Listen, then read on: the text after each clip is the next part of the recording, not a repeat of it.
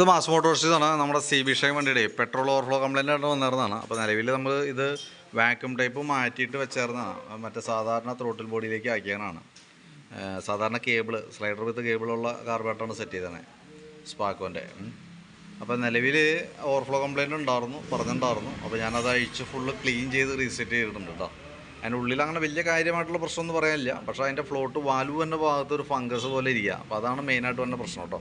അപ്പോൾ തൽക്കാലം ക്ലീൻ ചെയ്ത് റീസെറ്റ് ആക്കിയിട്ടുണ്ട്.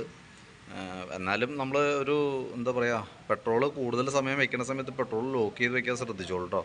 കാരണം എന്ന് വെച്ച് കഴിഞ്ഞാൽ നമുക്ക് 100% വിശ്വസിക്കാൻ പറ്റാത്തൊരു കണ്ടീഷനാണ്. ഇപ്പോഴത്തെ പെട്രോൾ ഉപയോഗിക്കുമ്പോൾ തന്നെ കോമൺ ആയിട്ടുള്ള കംപ്ലയിൻ്റ് ആണത് കേട്ടോ. അപ്പോൾ ഞാനിപ്പോൾ തൽക്കാലം അയച്ച് ക്ലീൻ ചെയ്തിട്ടുണ്ട്. ഇപ്പോൾ നിലവിൽ കംപ്ലയിൻറ്റ് കൂടുതലായിട്ട് എന്തെങ്കിലും കാണിക്കേണ്ടതെന്ന് നോക്കാം. കാരണം ഇതിൻ്റെ ഈ സ്പാക്കോ മോഡലായതുകൊണ്ട് കമ്പനി ആയിട്ടല്ലല്ലോ.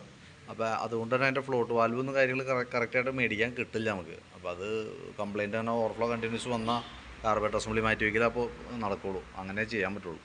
അപ്പോൾ അതുകൊണ്ട് തന്നെ പരമാവധി പെട്രോൾ ലോക്ക് ചെയ്ത് യൂസ് ചെയ്യാം. ഇപ്പം നിലവിൽ ഓക്കെയാണ്, പ്രശ്നങ്ങളൊന്നുമില്ല.